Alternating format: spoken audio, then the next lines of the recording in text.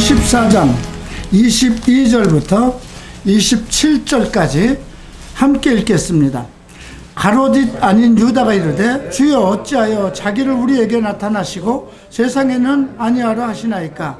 예수께서 대답하여 이르시되 사람이 나를 사랑하면 내 말을 지키리니 내 아버지께서 그를 사랑하실 것이요 우리가 그에게 가서 거처를 그와 함께 하리라. 나를 사랑하지 아니하는 자는 내 말을 지키지 아니하나니 너희가 듣는 말은 내 말이 아니요 나를 보내신 아버지의 말씀이니라. 내가 아직 너희와 함께 있어서 이 말을 너희에게 하였거니와 보혜사 곧 아버지께서 내 이름으로 보내실 성령 그가 너희에게 모든 것을 가르치시고 내가 너희에게 말한 모든 것을 생각나게 하리라. 평안을 너희에게 끼치노니 나의 평안을 너희에게 주노라. 내가 너희에게 주는 것은 세상이 주는 것과 같지 아니하리니 너희는 마음에 근심하지도 말고 두려워하지도 말라. 기도합니다. 존귀하신 주님, 주께서 이제 세상을 떠나 아버지께 돌아가실 때가 가까운 줄 아시고 그의 사람들, 자기와 함께한 사람들을 사랑하시되 끝까지 사랑하셨습니다. 그리고 그 사랑의 표적으로 주님은 그의 사람들을 고아와 같이 내버려 두지 않고 그들을 보혜사 성령에게 의탁하였습니다. 지금 우리도 우리를 돕는 보혜사 성령에 의해서 인도하심과 보호하심을 받으며 신앙생활, 믿음생활을 하고 있습니다. 주님께서는 그 제자들을 끝까지 사랑하시면서 또 그의 제자들에게 내가 너희를 사랑한 것 같이 너희도 서로 사랑하라는 계명을 새 계명으로 주셨습니다. 이 계명은 오늘도 우리에게 유익한 것이고 우리에게도 해당되는 명령입니다. 이제 우리가 예수 그리스도께서 우리를 얼마나 사랑하신가, 얼마나 사랑하셨는가를 몸소 깨달아가며 서로 사랑하는 형제 자매들이 되게 하소서. 오늘 주님은 우리에게 평안을 기원하고 있습니다. 우리는 세상의 재물과 권세와 명예를 통해서 평안을 얻으려고 애를 쓰지만 주님은 내가 주는 평안은 세상의 것과 다르다고 하셨습니다. 주님, 우리가 하늘로부터 오는 예수 그리스도의 이름으로 오는 그 평안 속에서 이 혼란의 시대, 종말의 때를 잘 견디고 이길 수 있도록 인도하여 주시옵소서. 감사하며 예수 그리스도 이름으로 기도합니다. 앉으시기 바랍니다. 자, 오늘 주제는 평안입니다. 옆 사람에게 평안하십시오 하고 인사하십시오. 평안하십시오. 평안이라는 것, 평화, 화평, 샬롬이라는 말이니까 궁극적으로 넓게는 전 세계가 화평하는 거죠. 성경에서의 샬롬은 먼저 하나님과 우리 사이에 화평을 이루라고 그럽니다. 우리는 원래 죄인으로 태어났기 때문에 많은 죄를 지었기 때문에 하나님과 화평할 수 없었습니다. 하나님과 우리 사이에는 죄로 막힌 담이 있었습니다. 그 담을 예수께서 자기의 몸으로 헐으시고 이제 우리는 하나님과 화평한 자가 되었습니다. 하나님의 화평한 자가 되었기 때문에 그의 아들이 되는 권세를 받았고 우리는 그의 사랑과 그의 평안 안에서 기쁨을 누리고 살게 되어 있습니다. 그래서 우리가 이 지금 예수님께서 떠나가시기 전에 제자들에게 그 가르치신 그 테마가 우리가 13장에선 사랑이었고요. 그 다음에 14장에선 평안입니다. 그리고 15장에선 기쁨입니다. 바울도 우리에게 믿음, 소망, 사랑은 항상 있을 것인데 그 중에 제일은 사랑이라 이렇게 우리에게 가르쳤죠. 자, 오늘 이 평안, 그러니까 평안을 너희에게 주노니 너희에게 주는 평안은 세상이 주는 것과 같지 않다고 그랬습니다. 이 말씀을 우리가 생각해 보면 세상으로부터 오는 평안도 있다는 것이죠. 자, 재물이 없을 때 그 돈을 갑자기 어떤 도움을 받든가 그러면 일시적으로 평안하겠죠. 세상에 주는 평안, 어떤 권세, 재물 이런 것으로 오는 것이죠. 그러나 그건 일시적이라는 것입니다. 그런데 내가 주는 것은 세상에 주는 것 같이 아니하다. 이 말은 무엇일까요? 너희는 어떤 평안을 선택할 것이냐를 우리에게 묻고 계시는 것입니다. 너희는 지금 세상에서 평안을 얻기 위해서 살아가면서 세상의 재물과 권력을 가지려고 하는데 그것으로 너희들이 평안할 수 있느냐? 아니면 내가 주는 평안으로 마음의 안식과 영생을 누릴 것이냐? 이 어느 것을 너희가 선택할 것인가를 묻는 것입니다. 자, 이 말씀을 하신 배경 속에 14장 1절에서는 이렇게 기록되어 있습니다. 너희는 마음에 근심하지 말라. 하나님을 믿으니 또 나를 믿으라. 믿음에 관한 것이죠. 마음에 근심을 하지 말라고 그럽니다. 요즘 정말 우한 폐렴 때문에 전 세계가 지금 두려워하죠. 그죠? 근심하죠. 아마 이런 일이 있을 때마다 위정자들이 가장 괴로울 겁니다. 이것이 빨리 지나가야지. 이것이 2월 한 달 동안 내초 3월 달까지 간다면 정말 사람들이 원망은 어디로 갈까요? 국가에 대한 원망을 하죠. 점점 민심이 정말 혼탁해지고 주변 사람들을 믿지 않게 되고 또 중국이나 바이러스가 많이 퍼진 지역에서 오는 사람들하고는 서로 단절하게 되는 벌써 그러한 일들이 세상 가운데 일어나고 있지 않습니까? 그러니까 바울도 얘기했죠. 사랑이 없어질 것이라고 그러죠. 우리의 삶 속에서 점점 사랑이 없어질 것이라는 겁니다. 그래서 주님은 그의 제자들에게 세 계명을 주노라.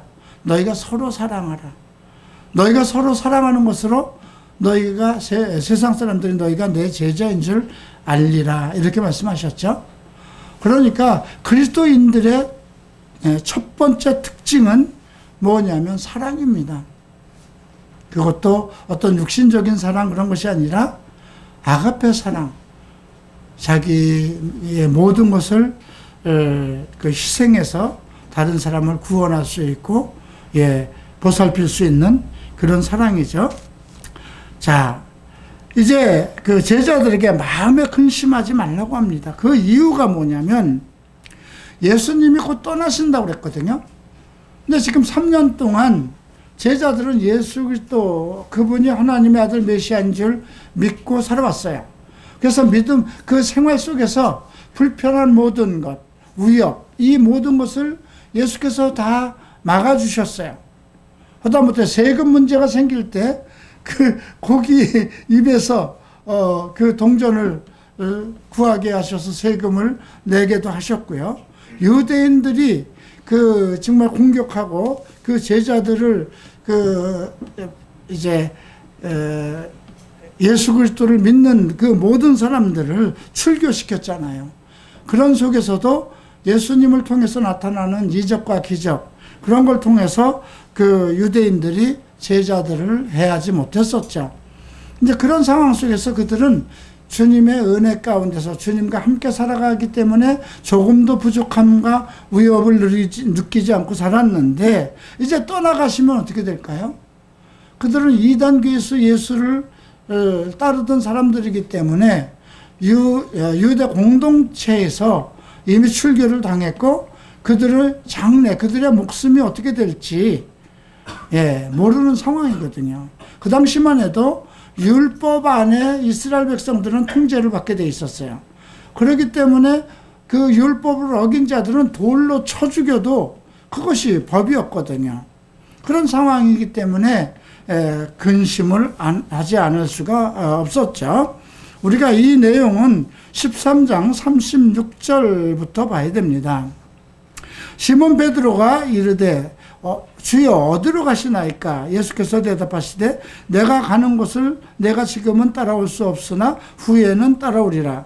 베드로가 이르되 주여 내가 지금은 어찌하여 따라갈 수 없나이까 주를 위하여 내 목숨을 버리겠나이다. 예수께서 가신다고 하니까 그 가는 곳이 어디냐, 이런 것에 대한 의문을 가지고 있었습니다. 그래서 14장에서도 4명의 제자들이 질문하는 그런 내용들이 언급되어 있는데요. 그래서 베드로는 주님 어디로 가십니까? 이 말은 지금 우리를 두고 어디로 가십니까? 주님이 떠나시면 우리는 어떻게 살라는 말입니까? 이제 이런 모든 것이 내포되어 있다고 생각해야 되겠죠. 그래서 주님이 답변을 하는 겁니다. 내 아버지의 집에 거할 곳이 많도다.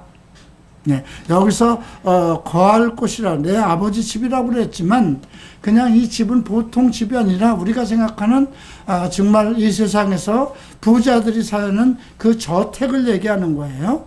내 아버지 집에는 어마어마한 저택이 많다. 그렇지 않으면 너희에게 일렀으리라. 내가 너희를 위하여 거처를 예비하러 가노니 가서 너희를 위하여 거처를 예비하면 내가 다시 와서 너희를 내게로 영접하리니 나 있는 곳에 너희도 있게 하리라. 내가 어디로 가는지 그 길을 너희가 알리리라. 지금 이제 예수님은 곧 예루살렘에 올라가서 십자가에 못 박혀 죽으신다고 누누이 말씀하셨어요. 물론 사흘 만에 내가 살아날 것이라고 얘기를 하지만 지금 내가 가는 곳, 그런데 내 아버지 집을 얘기합니다. 그러니까 어떻게 보면 이건 좀 현실적이 아니죠. 그리고 제자들이 어떤 것을 영적으로 생각하기에는 그들의 신앙이 아직 미숙합니다.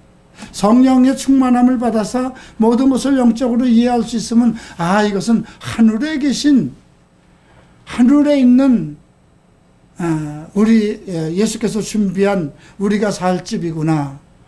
본향에 대해서 말씀하시는 거구나. 천국에 대해서 말씀하시는 거구나. 이거를 이해를 할 텐데 아직 그들은 성령을 받기 전입니다. 그래서 하늘나라에 대한 이야기를 해도 이들에겐 충분한 이해가 되지 않았던 것입니다. 그래서 지금은 너희가 내가 가는 길을 알지 못하는데 이제 내가 가서 너희를 위해서 저택들을 준비하고 다시 너희를 데리러 올 것이다. 그래서 그때가 되면 내가 어디로 가는지 그 길을 너희가 알겠다. 이렇게 말씀하셨죠. 그때 이제 도마가 이야기를 합니다. 예수님의 제자의 도마는 나중에 그 예수님이 부활하신 후에도 예수님이 살아났다는 것을 믿지 않았죠. 나는 그 허리에 내 손가락을 넣어보지 않으면 믿지 않을 것이다. 이렇게 의심을 했었죠. 예수님이 부활하신 후에 내 손가락으로 손을 보이시고 그 말씀을 하신 내용들이 이제 기록되어 있는데요. 이 말은 우리가 이런 도마를 생각했을 때 제자 도마는 상당히 현실적이었다는 것이죠. 어떤 영적인 그런 깊이, 사람이 죽었다 살아날 수 있다는 그런 것들, 이해할 수 없는 그런 현실적인 그런 생각을 가지고 있다는 것을 알 수가 있죠. 주여, 주께서 어디로 가시는지 우리가 알지 못하겠거늘 그 길을 어찌 알겠습니까? 그죠? 계속 어디로 간다고 하시는데 베드로도 그렇고, 그리고 이 도마도 그렇고 그 길을 우리가 알지 못하는데, 그죠? 만약에 우리가 이제 이것이 내가 죽을 것이다. 이제 죽어서 이 세상을 떠날 것이다. 만약에 여러분들의 부모들이 이제 임종시에 잘 있어라. 내가 이제 세상을 떠난다. 이렇게 이야기를 한다면 믿지 않는 사람들은 어떻게 생각할까요? 다음 세상이 있는지 모르겠지만 가능하시면 극락을 가십시오. 평안히 쉬십시오. 이렇게 얘기를 하겠죠. 그러나 믿는 사람 같으면 우리 다시 만날 것입니다. 예수께서 아버지를 위해서 집을 다 준비해 놓으셨으니까 먼저 가서 쉬십시오. 우리는 그렇게 얘기할 수 있습니다. 왜 그럴까요? 성경을 통해서 그러한 내용들을 하늘에 우리를 위해서 준비해 놓은 집이 있다는 것을 우리가 알기 때문에, 그래서 예수님께서 가신 길은 우리가 압니다. 하늘로 올라가시는 거잖아요. 그죠? 승천하시는 거잖아요. 그때 주님께서 6절에 이렇게 얘기를 합니다. 내가 곧 길이요 진리요 생명이니 나로 말미암지 않고는 아버지께로 올 자가 없느니라. 길이요 진리요 생명, 세 가지로 자기를 표현했습니다. 여기서 길이라는 것은 어떤 길일까요? 영생에 이르는 삶의 길이죠. 그죠? 진리는 무엇인가요? 하나님의 말씀이죠. 그리고 살아있는 생명이라고 그랬습니다. 그래, 나로 말미암지 않고서는 아버지께 올 자가 없다. 바울은 이 세상에 구원을 얻을 만한 다른 이름을 우리에게 주시지 않았다는 겁니다. 구원을 할 수 있는 그 어떤 존재도 이 땅에 없다는 것이죠. 그래서 예수님께서는 우리에게 길이요 진리요 생명이니, 이 말씀을 우리가 지금 현세에서는 우리가 어떻게 이해를 해야 될까요? 길이란 내가 살아가는 생활 방법이 되겠죠. 그죠? 예수 그리스도가 나의 길이다. 나는 예수님처럼 살겠다. 예수님의 방법대로 살겠다. 모든 것에서 예수님의 영광을 나타내는 생활을 하겠다. 이렇게 이해하면 될 것이고요. 진리라는 건 무엇일까요? 그분은 빛이요 진리요 하나님의 말씀. 나는 예수님의 제자이니 그의 말씀대로 살겠다. 생명은 무엇일까요? 나는 예수님을 믿었으니 예수님으로부터 오는 생명을 누리고 살겠다. 주님께서 그런 말씀을 하셨죠. 살아서 나를 믿는 자는 죽어서도 영원히 살 것이다. 다시 부활할 것이고 영원히 살 것이다. 이렇게 말씀하셨죠. 그러면서 너희가 나를 알았다면 내 아버지도 알았으리로다. 이제부터는 너희가 그를 알았고 또 보았느니라. 여기서 보면 너희가 나를 알았다면이라는 가정문을 썼어요. 내 아버지도 알았으리라. 이 말은 뭘까요? 충분히 예수 그리스도에 대해서 제자들이 알지 못했다는 것입니다. 네. 이제부터는 너희가 그를 알았고 또 보았느니라. 왜 그럴까요? 예수 그리스도께서 길이요 진리요 생명인 것을 깨달을 때부터 그들이 예수 그리스도의 실체, 본체를 이해할 수 있고 또 그걸 통해서 아버지에 대해서 이해할 수 있기 때문이죠. 자, 그리고 나니까 8절에서 빌립이 또 이야기를 합니다.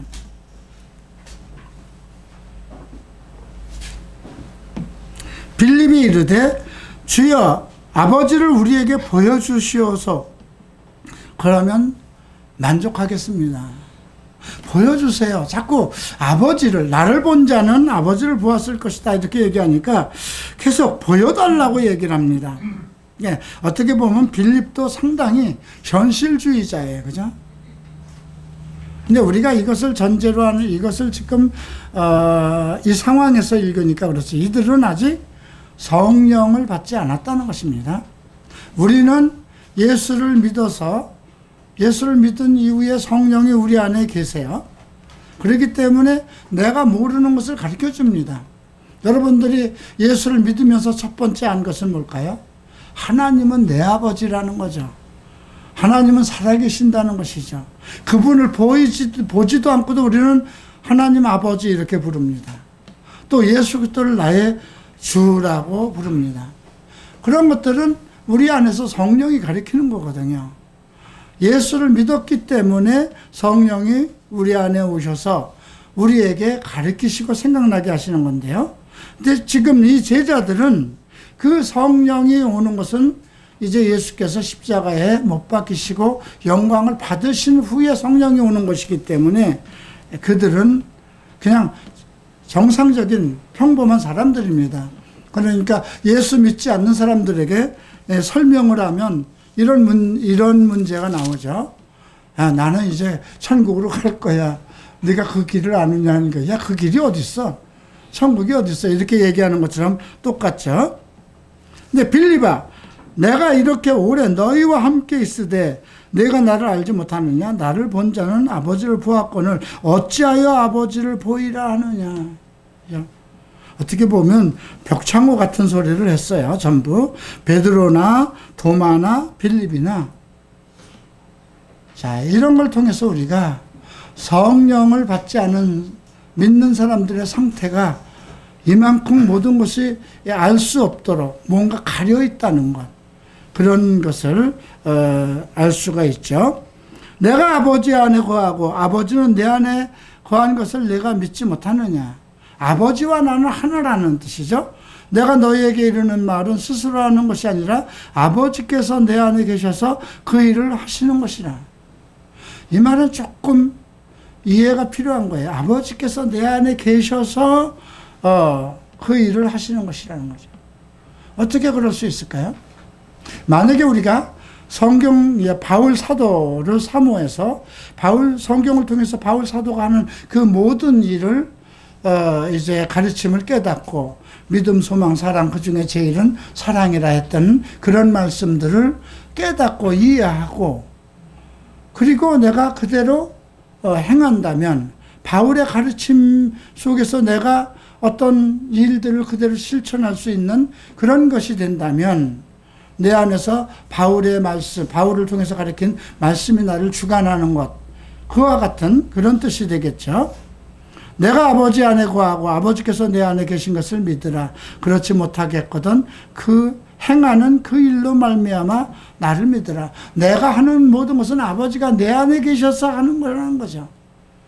또 주님은 그렇게 말씀하셨어요. 내가 너희에게 가르치는 그 모든 것은 아버지께 보고 들은 것을 가르친다고 하셨죠.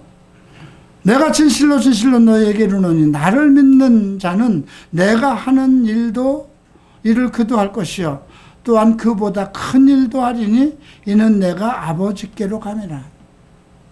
이건 아주 매우 좀 이해할 수 없는 말입니다. 예. 나를 믿는 자, 제자들을 얘기하는 것이죠. 예. 그도 할 것이다. 내가 한 일을 할 것이다. 왜 그럴까요? 그들 안에서 하나님이 함께 일하시기 때문에, 그리고 나보다 더 큰 일을 하신다. 이건 이제 사도행전을 통해서 우리가 사도들을 통해서 예수께서 하지 않은 일도 사도들이 행한 많은 일들을 보죠. 예수님을 기껏해서 그 갈릴리에서 그 시돈이라든가 그런 지역, 사마리아 그 지역밖에 못 가셨어요. 그때도 유럽은 있었던 겁니다. 근데 제자들은 소아시아 다 두르고 유럽까지 갔잖아요. 그죠? 예, 그러니까 주께서 또한 그보다 큰 일도 하리니 내가 아버지께로 가는, 내가 아버지께로 간 후에는 나를 믿는 자는 나보다 더 큰 일을 하겠다는 것입니다. 그런데 13절과 14절 함께 읽겠습니다. 너희가 내 이름으로 무엇을 구하든지 내가 행하리니 이는 아버지로 하여금 그 아들로 말미암아 영광을 받으시게 하려 함이라. 내 이름으로 무엇이든지 내게 구하면 내가 행하리라. 자, 이 말씀은 지금도 유효합니다. 여러분들이 예수님의 이름으로 무엇을 구하면 주께서 행한다는 겁니다. 왜 그럴까요? 그분이 나의 주니까. 나의 주인이잖아요. 내가 예수님께 구하는 거는 내가 할 수 없는 걸 구하는 거잖아요. 주님, 이것을 이루게 하소서. 주께서 이것을 이루어 주소서. 근데 그 이유는 무엇이냐면 그 아들로 하여금 나의 주 예수 그리스도가 하나님의 아들이기 때문에 그 하나님이 그 아들을 통해서 영광을 얻기 위해서 이렇게 말씀하셨어요. 이 말씀은 여러분들이 좀 항상 마음속에 간직하고 있어야 될 일입니다. 세상을 살면서 정말 애절하게 구해야 할 일들이 생겨요. 이미 경험해 보신 분들도 있을 거고요. 아들이 다 죽게 됐으면 어떻게 될까요? 어떻게 할까요? 세상에 그 무엇으로도 고칠 수 없는 그런 상황이 내 가족에게 있다고 하십시다. 그러면 믿는 자는 누구에게 구하겠어요? 물론 병원에 갑니다. 여러분들은 제가 나와 함께 지금 이곳에서 7년째 함께하고 있는데요.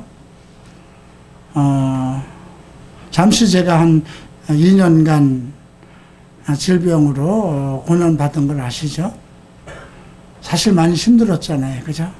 항암 받으면서 정말, 와, 이런 항암을 어떤 분들 병원에 가서 이렇게 앉아있는 분들 들으면 뭐 20번째도 받고 있다고 그래요.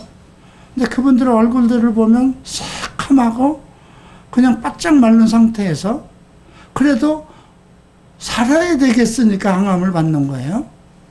나는 한 10번 정도 10회차를 받는데도 한 달에 한 번씩 받을 때마다 뭐 견딜 수가 없는데 차라리 그냥 내가 생명이 있는 날까지 그냥 사는 게 낫겠다. 최종적으로는 그렇게 결론을 내렸죠. 근데 그런 상황에서 무엇을 기도할까요? 근데 나는 여러분들처럼 젊지는 않잖아요. 아마 여러분들처럼 젊은 나이에 30대에 나와 같은 질병을 앓게 된다면 정말 그 사람의 기도는 나보다 더 애절했을 거예요. 그죠? 주님, 내가 지금 주님께 가야 되는 게 맞습니까? 이제 그런 더 애절한 기도를 했겠죠. 근데 나는 뭐 70이 넘었기 때문에, 그렇게 살고 싶습니다. 주님, 내게 생명을 주십시오. 연장해 주십시오. 그런 기도는, 할 수 없었어요. 그러나, 내게 맡긴 일들을 내가 마무리하고 가게 해 주십시오. 나와 함께하는 사람들과 평안을 누리고 내가 어떤 질병으로 죽는 것보다 그들 속에서 평안을 누리고 최종적인 모든 일을 마치고 그리고 아버지께 갔으면 좋겠습니다. 근데 사실 계속 아팠다면 어떡할까요? 물론 기침을 하면서도 단상에 서서 설교는 할 수 있겠지만 그게 얼마나 더 지속할까요? 다리에는 자꾸 힘이 빠지고 등줄을 위해서는 땀이 비오듯하게 흐르고 앉을 수도 없고 누울 수도 없고 먹을 수도 없는 그런 상황 속에서 어떻게 견딜까요? 그런데 제 마음속에서는 늘 내가 살아있는 동안 평안을 누리게 해주십시오. 기쁨을 누리게 해주십시오. 이제 그런 기도가 항상 마음속에서 있었습니다. 그리고 하나님께서 인도하는 과정들, 병원을 통해서 이루어졌던 어떤 약을 통해서 이루어졌던 여러분들 보는 현실 속에서 무엇인가 좋아졌잖아요. 그죠? 내가 과연, 요즘에는 그걸 느껴. 내가 과연 아팠었나? 내가 불과 한 달 전만 해도 못 견디고 기침을 하고, 여러분, 휴지를 사면 휴지 크리넥스 한 통이 일주일을 못 가요. 가래를 뱉어내야 되는데, 그 가래에서 또 피가 또 같이 나와요. 밤새도록 기침을 해야 돼요.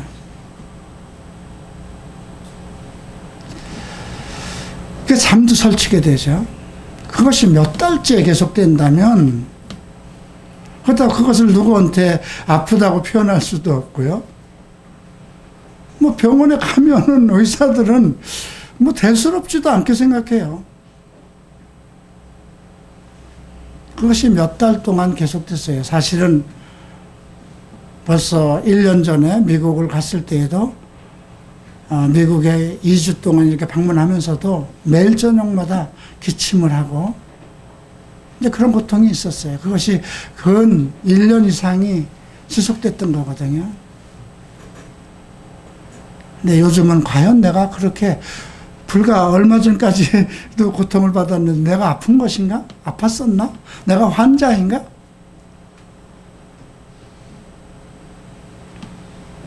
예. 그래서 오늘 이 말씀을 더욱, 그죠? 너희가 내 이름으로 무엇을 구하든지 내가 시행하리니 아버지로 하여금 아들로 말미암아 영광을 받으시게 하려 함이라. 내 이름으로 무엇이든지 내게 구하면 내가 행하리라. 그런데 이 말씀을 하신 후에 더 중요한 말씀 무엇일까요? 15절 함께 읽겠습니다. 너희가 나를 사랑하면 나의 계명을 지키라. 그 계명이 무엇이었나요? 서로 사랑하라는 거예요. 여러분, 사랑의 대상이 누군가요? 나는 사랑의 대상이 오직 하나님하고 여러분밖에 없어요. 여러분에게 사랑의 대상이 누군가 생각해 봐야 돼요. 마태복음 22장에서 두 가지 강령을 말씀하셨어요. 첫째는 마음을 다하고 뜻을 다하고 목숨을 다하여 주 여호와 너의 하나님을 사랑하라. 이것이 첫째요. 둘째도 그와 같으니 내 이웃을 내 몸과 같이 사랑하라.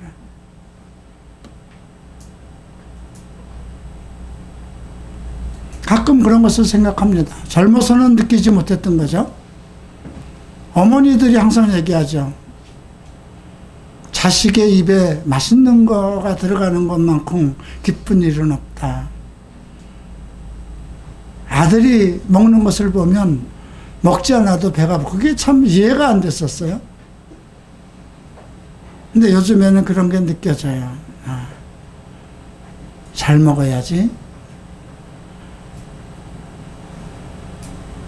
그래서 주님은 무엇이든지 구하면 시행하실 거라는 거예요. 아들의 이름으로. 하늘에 계신 아버지가 그 아들로 인해서 영광을 받게 하기 위해서 내가 아버지의 아들 예수 그리스도를 나의 제자, 나의 스승으로 섬기고 그를 나의 주인으로 섬기기 때문에 우리가 예수의 이름으로 이것이 이루어지기를 원합니다.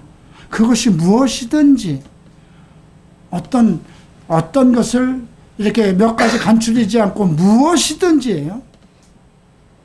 그러면 예수께서 시행하신다는 거죠.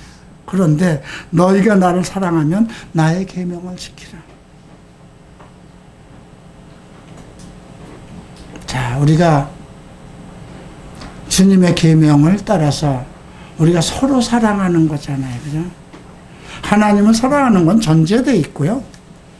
서로 사랑하는 거예요. 너희가 나를 사랑한 것 같이 서로 사랑하라고 했기 때문에 예수를 사랑하는 것은 전제된 거예요. 그래서 예수 그리스도 안에 있는 제자들끼리 서로 사랑하는 것, 이것을 지키는 것을 언급하셨어요. 자, 그리고 다시 내가 아버지께 구하겠으니 그가 또 다른 보혜사를 너희에게 주사 영원토록 너희와 함께 하시리라. 영원토록이에요. 보혜사 성령. 여기서 보혜사라는 건 위로자, 변호사라는 뜻이에요. 위로자는 언제 필요할까요? 내가 슬프고 고난 받을 때 위로자가 필요한 거잖아요. 변호사는 언제 필요할까요? 내가 답답하고 무엇을 대변해 줄 수 있는 사람, 공부 못하는 사람에겐 그 공부를 가르쳐주는 사람이 그에게 위로자고 변호사죠. 몸이 아픈 사람에겐 그를 치료할 수 있는 사람이 그의 보혜사죠. 내 인생에 가지고 있는 문제를 해결할 수 있는 분, 그분이 보혜사입니다. 그분이 위로자이고 그 사람이 변호사입니다. 아버지께 구해서 그를 우리에게 주는데 영원토록 함께 한다는 겁니다. 영원토록. 그는 진리의 영이라고 그럽니다. 나는 길이요 진리요 생명이라고 하셨는데 진리의 영, 진리 가운데 계신다는 거예요. 그건 무슨 뜻이에요? 하나님의 말씀 속에 계시는 영이요 예수 그리스도의 말씀 속에 계시는 영이라는 겁니다. 그러니까 우리가 성령을 만나려면 반드시 우리는 하나님 안에 있어야 되고 하나님의 말씀 안에 있어야 되고 예수 그리스도의 말씀 안에 있어야 돼요. 진리의 영이기 때문에 세상은 능히 그를 받지 못하나니 이는 그를 보지도 못하고 알지도 못함이라. 그러나 너희는 그를 아나니 그는 너희와 함께 거하시며 또 너희 속에 거하시게. 함께 거한다는 건 이게 지금 우리가 여러분들과 같이 거하는 것, 기숙사에 거하는 것, 가족이 거하는 것 같이 함께 사는 것을 얘기해요. 그런데 더 놀라운 것은 너희 속에 계신다는 거예요. 우리 안에 들어와 계신다는 거예요.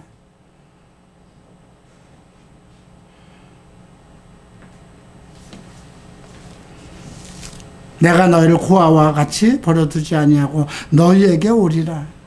다시 오신다는 또 약속을 하시고 조금 있으면 세상은 나를 다시 보지 못할 것이로되 너희는 나를 보리니 이는 내가 살아있고 너희도 살아. 이건 조금 이해가 필요한 겁니다. 세상은 다시 나를 보지 못한다는 건 뭐 예수님께서 떠나셨으니까 십자가에 못 박혀 죽으시고 사흘 만에 하늘로 올라가니까 세상 사람들은 못 보지만 우리는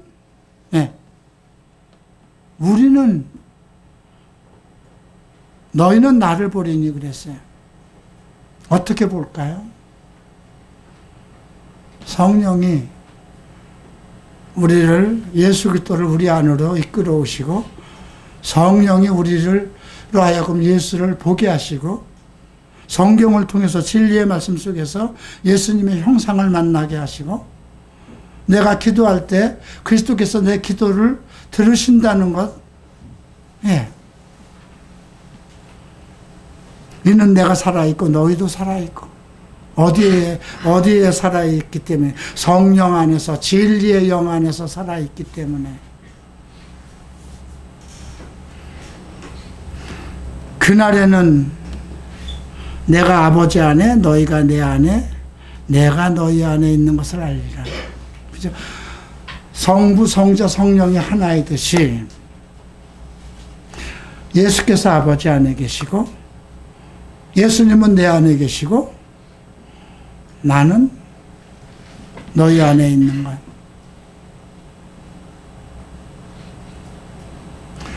무엇으로 가능할까요? 성령 안에서 가능한 겁니다. 진리 안에서 가능한 겁니다. 내가 길이요 진리요 생명이라고 하셨잖아요. 내 살아가는 모든 방법에서 예수와 동행하고 그의 진리의 말씀 속에서 내가 살아가고 그가 누리는 생명 속에서 내가 살아갈 때 내 안에 살아계신 내 안에서 역사하시는 성령의 능력 안에서 우리는 그리스도를 만날 수 있고 그리스도의 이름으로 기도할 수 있고 그 상황을 설명하신 겁니다. 다시 21절 함께 읽겠습니다.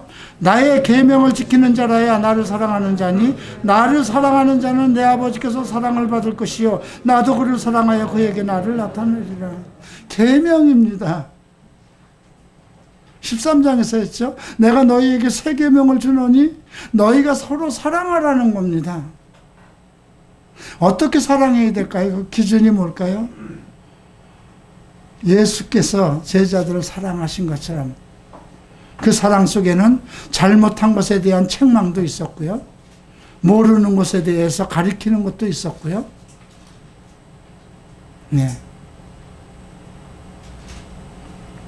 그때 이제 유다가, 가룟 유다가 아닌 유다가 얘기합니다.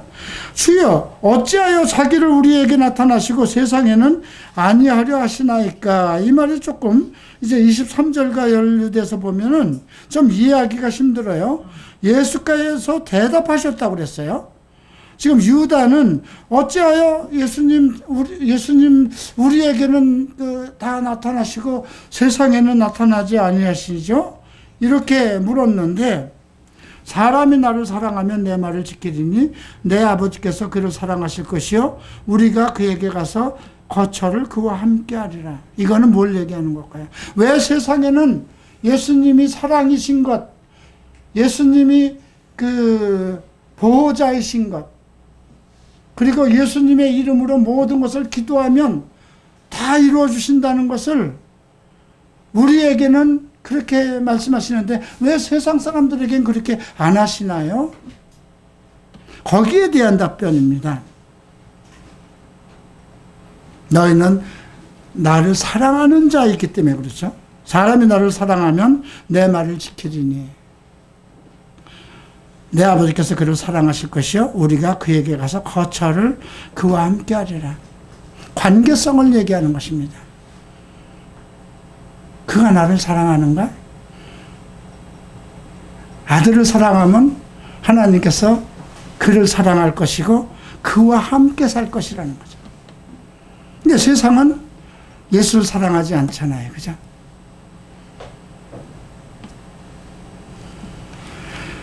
나를 사랑하지 아니하는 자는 내 말을 지키지 아니하리니 너희가 듣는 말은 내 말이 아니요 나를 보내신 아버지의 말씀이다. 이 말씀은요, 계명을 지킨다는 것, 너희가 서로 사랑하라고 그랬죠. 근데 서로 사랑하지 않는다면 예수를 사랑하지 않는다는 거예요.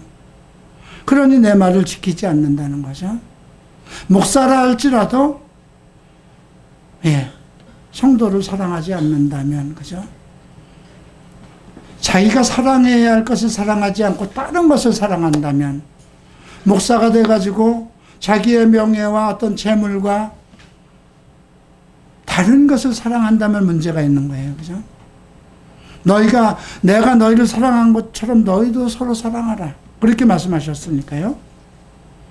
나를 사랑하지 않는 자는 내 말을 지키지 않을 것이라는 거죠. 내가 사랑하라, 너희가 서로 사랑하라는 그 말을 안 지킬 것이라는 거예요. 자기 뜻대로 살아갈 것이라는 거예요. 그리고 내가 아직 너희와 함께 있어 이 말을 너희에게 하였거니와, 보혜사를 다시 얘기합니다. 위로자, 변호사, 곧 아버지께서 내 이름으로 보내실 성령, 그가 너희에게 모든 것을 가르치신다고 했습니다. 모든 것. 세상 살아가는 방법, 누구를 책망하는 방법, 사람을 어떻게 사랑하는 방법, 설교를 어떻게 해야 되는 방법, 성경을 어떻게 공부해야 되는 방법, 모든 것을 가르치시고, 그죠? 내가 너희에게 말한 모든 것을 생각나게 한다. 우리가 성경에 기록된 것을 어떻게 다 기억할 수 있어요? 그런데 우리가 주님이 내 안에 계시고 내가 주 안에 있고 하나님 안에 있기 때문에 성령이 오시면 알게 하시는 거죠. 가르치시고, 내가 부족하고 모자라는 것은 하나하나 깨닫게 하시고 알 때까지 가르치시고, 그리고 복음에 주께서 우리에게 하신, 성경에 통해서 우리에게 하신 모든 말씀을 생각나게 한다는 거죠. 그리고 평안을 너에게 끼친다고 했습니다. 이 평안, 하나님으로부터 오는 평안. 내가 몸이 아파서 아무리 정말 육체적인 고통이 심하다 할지라도 하나님의 평안이 있으면 어떨까요? 그래서 너희는 마음에 근심하지 말라 하셨습니다. 28절 봅니다. 이제 갔다 다시 오신다는 말씀을 합니다. 내가 갔다가 너희에게 온다나 하는 말을 너희가 들었나니 나를 사랑하였다면 내가 아버지께로 감을 기뻐하였으리라. 아버지는 나보다 크십니다. 예수를 사랑하였다면 예수께서 아버지께로 가는 것을 기뻐해야 된다는 것입니다. 왜? 그가 가야만 예수님보다 더 큰 일을 할 수 있는, 예수님의 일도 할 수 있고 예수님보다 더 큰 일을 할 수 있는 보혜사 성령을 보내실 것이기 때문에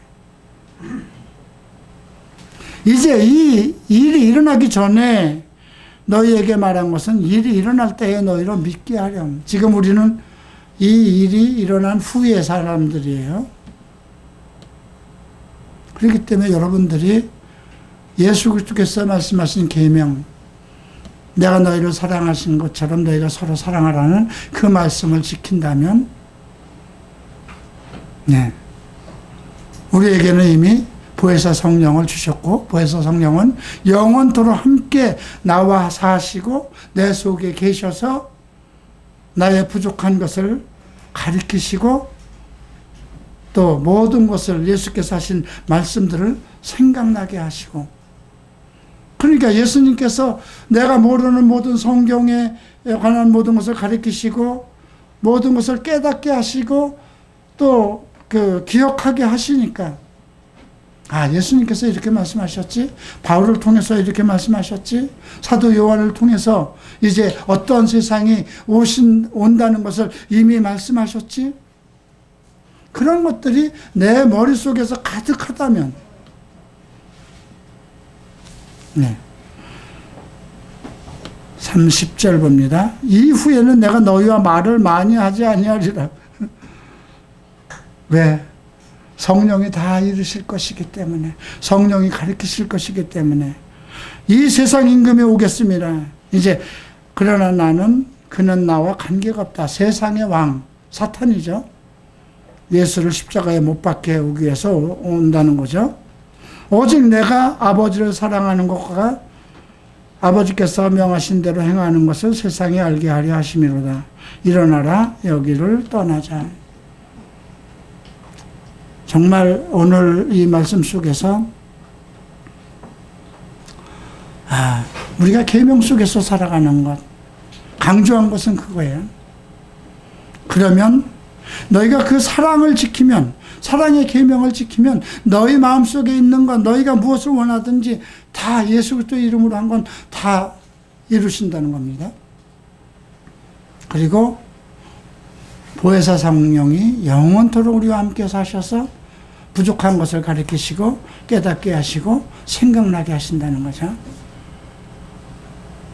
그리고 더 중요한 것은 살아있는 동안 평안을 누린다는 것입니다. 어떠한 상황 속에서도, 어떠한 고통 속에서도.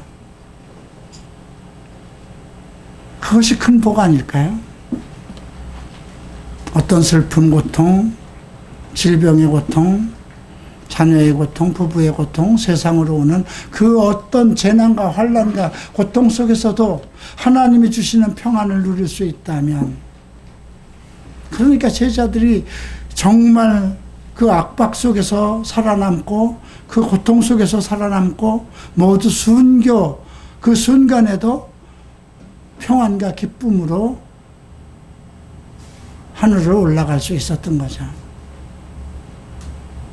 기도합니다. 다 일어나시겠습니다.